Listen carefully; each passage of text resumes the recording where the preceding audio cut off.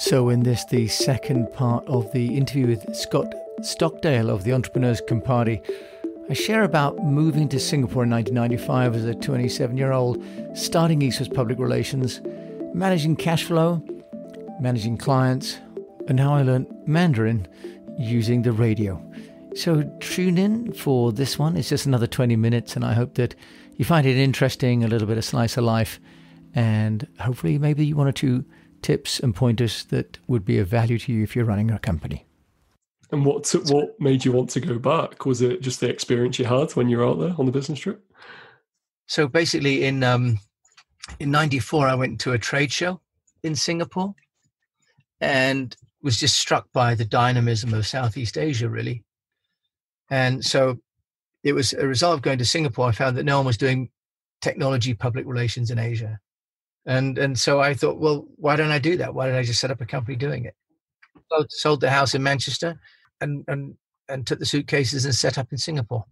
So many questions in that. So I guess the first thing, you can kind of answer them however you like, but I'm just going to throw these questions at you. So were there any doubts when you decided to take that leap? So that's kind of the first question. And I guess the second question to follow that is, were you planning on being kind of a quote unquote solopreneur or doing it on your own? Or did you always plan to kind of grow a team and tackle these challenges together? The answer is that for the sort of doubt, a lot of people said, well, you don't know anyone in Singapore. You never lived in Singapore. You've never run an agency. Because I had only worked for companies before. I'd never been an entrepreneur before.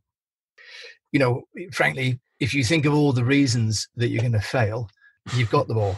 But I think, what I felt at the time was that I could always go back, and that I knew when I left Manchester, I already had bought a house at the age of 23. In those days, you could afford to do that because housing was so inexpensive. My first house cost me £60,000.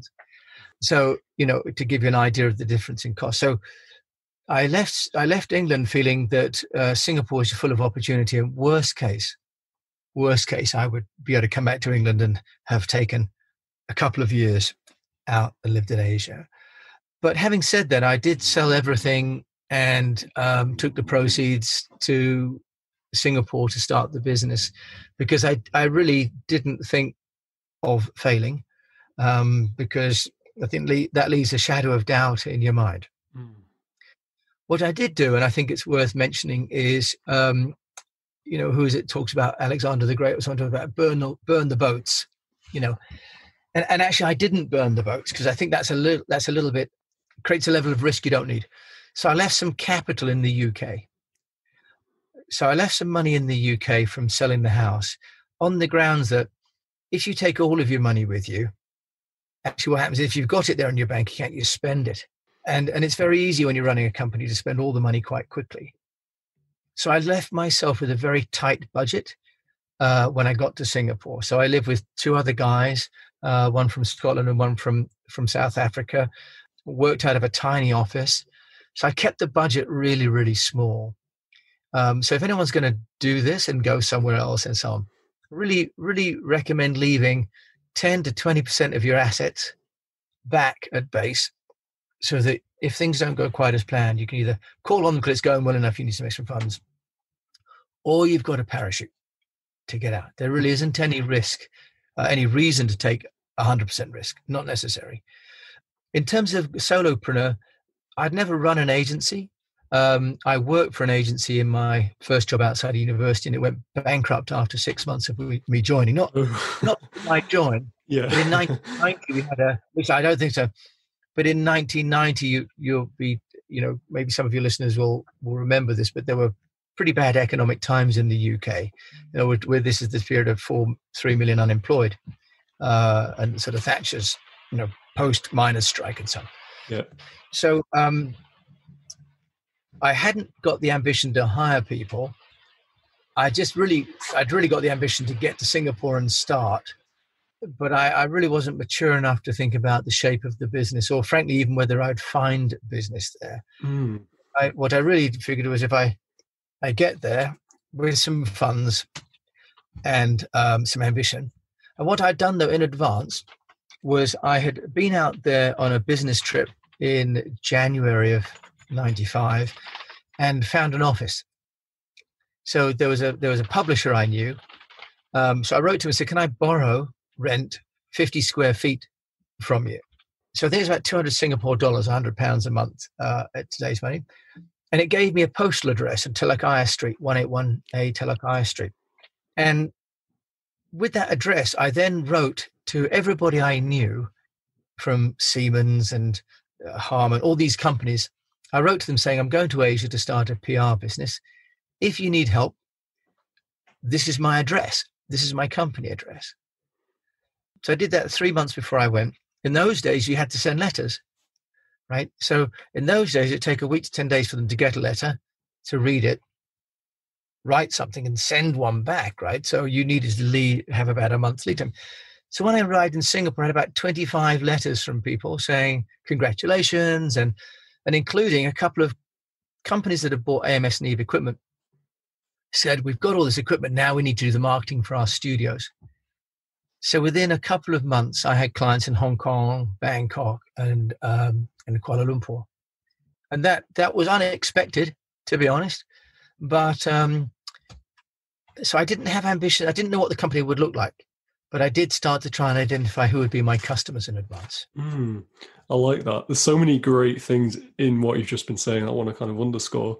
I think the first thing about leaving some capital at home when you're looking to start a business abroad, very smart. And I think the other things you've been talking about, actually having, I guess, equivalent of some leads going out there. So, having these letters, which you can then, potentially build some business once you're out there.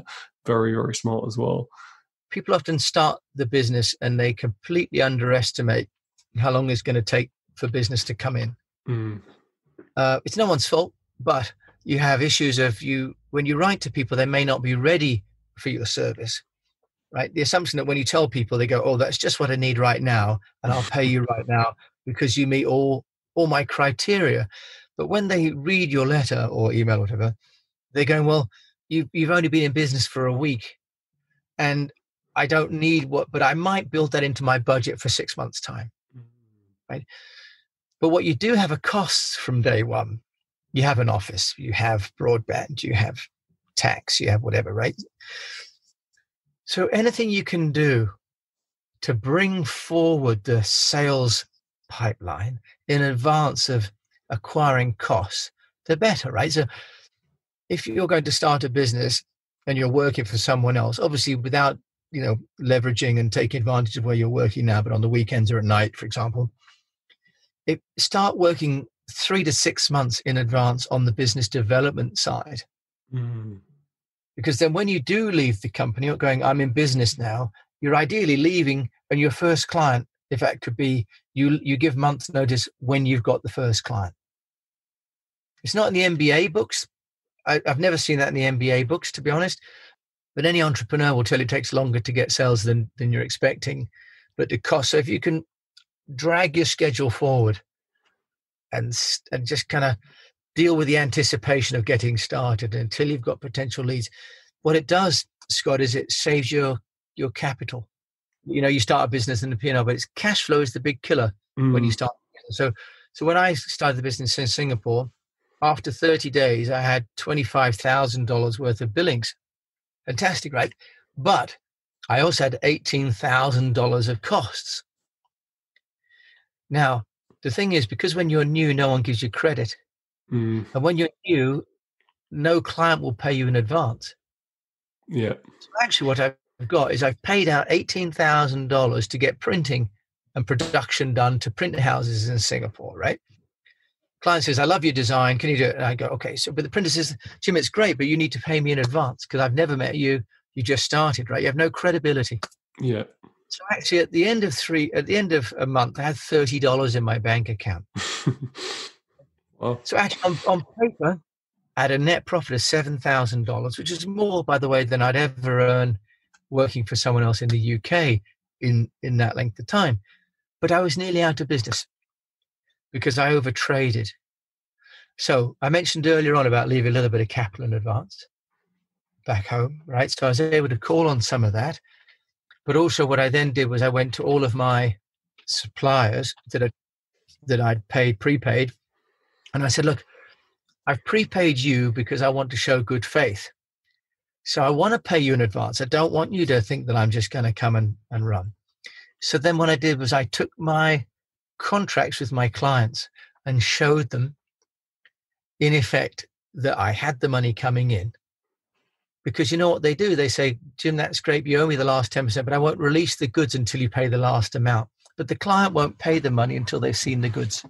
It's a constant battle, then, isn't it, by the sounds of things? So my solution was I went and I showed them the letter of my invoice to my client. So again, these are things that are not in the MBA, but they're things that could kill a business. I had some good friends who started a business in Malaysia, and they got to a very big client, a very big telecommunications company in KL, contracted them to do all their marketing literature. And 6 months later, they're out of business because the Malaysians didn't pay them in time. Mm. And the printers refused to deliver the product until the money was in from them, and the Malaysians wouldn't pay them without seeing the product. Game over. Their business was including their life savings because they tried to pay for the print, but they could never get enough. So these are small tactics which can save your life if you're running a business. And I just kind of learned them. I kind of learned them the hard way. And so it's like, I'm delighted that I can share with some of, with your listeners, maybe for someone that'll help them. Yeah, 100%. Even if it helps just one person further down the line, that's worth sharing, isn't it? 100%. With the services that you were delivering at that time, were they for Asian publications, or were they for companies in Asia wanting to get into like British publications, or was it a mixture of the two? So I had foreign companies getting into Asian media, and then I had some foreign companies like Loxley Public Companies, a Thai telephone company, that had seen the work I was doing for one of their subsidiaries, which was being run by a foreigner in Bangkok. And so they said, Chia we lao wa you do. Can you help us? Very, very sweet, the Thais. So I had this mix, really, Scott, of some Westerners coming into Asia. I had one client called Quantel that I worked with for 12 years. And basically they had a UK office and a Hong Kong office, and I ran their regional public relations. And I also worked for Benariang, which launched what became Astro, which is the largest telecommunications satellite broadcaster owned by Ananda Christian out of Malaysia. So I did all their recruitment, did the branding, brochures. So it kind of grew, really. It was great fun. It sounds it. And I could ask you a billion more questions, but I'm very conscious of our time. So I want to kind of move on to some of the other things that I said we get into. So in terms of PR, and I'm thinking kind of specifics in terms of people listening, what sort of things they could be doing for their own PR. Now, I believe you've got a 5-step methodology. Is that right? So my love and my passion is, to help entrepreneurs, fellow business owners. So I've developed a program called Speak PR, which is for Storify, Personalize, Engage, Amplify, and to Know. And they can find it at eastwestpr.com. It's also on our podcast, as you know, on Speak PR podcast, and also on our YouTube. Basically, this is a 5-stage methodology that business owners can use to unlock the value in their own businesses without needing an agency. And it starts with storification, which is all about how to build a narrative around themselves and around their business, how to personalize that for 3 different audience groups, which are the internal, the partners, and the external, or otherwise customers. Engagement, which is around creating engaging content, and how you can do that through infographics, text, video, and so on. The third is about amplification. And in amplification, a big part of that narrative is about automation. And so I explain about how one can deliver information across multiple channels without a big team using automation tools. And then the third part is what we call Know. And what I've done is I've developed what I call the Active Communications Index. And this is a productivity metric. So what happens is that many companies are concerned about, or many marketeers are sort of concerned about how many page views, how many clicks, how many engagements. But the problem is we can't control that, because that really is up to whatever people think about our content. What we can control as business owners is what goes into the activity. So I've created this active communications index because I'd like for business owners to be able to say to whoever it is doing their public relations, how many press a week, what's the frequency of that, and what's the channel that we're sending, or how many channels. So the ACI, as I call it, is a function of content, frequency, and channels. Well, that would be great for listeners to find out more about. So yes, I will provide a link to that in the show notes.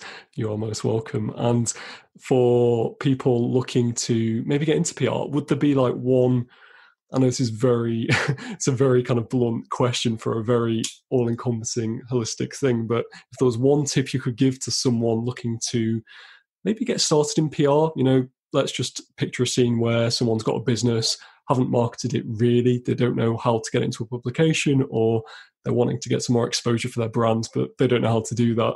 Would there be one tip, I guess, if you had to pick out of all of them that you'd be able to give people? I think if anyone's looking to get more exposure for their PR, the best thing they can do is think about their story. What makes their own company and their own brand unique? Because really one has to start there. A bit like my jumping out of the plane, and you said that's a good hook, right? Yeah. So it's so competitive out there for pretty much everything that what people are buying, and especially if you're buying from an entrepreneur, is you're buying their reason for doing what they're doing. If you can, there are tools. There's a chap called Park Howell, for example, who has a brand Bewitchery, a book, which I just interviewed him, and his podcasts are out on my Speak PR. There are quite a few, but it starts with this idea of a vision, a problem, and a solution. Okay. I wanted to do this, but there was this problem, therefore I started this business. So for any entrepreneur or business owner, start with your story, because if you get that right, the exposure will follow. Because a bit like me saying, I'm jumping out of a plane because I want to go to Australia, but I can't afford to. Therefore, I'm raising the money by challenging myself. The media were interested in that as a story. So if you just ring the media and say, I've got a problem, which is I need to raise money, can you cover me? It's not a very interesting story. Lots of people have got that. So the best piece of advice is to dig deep.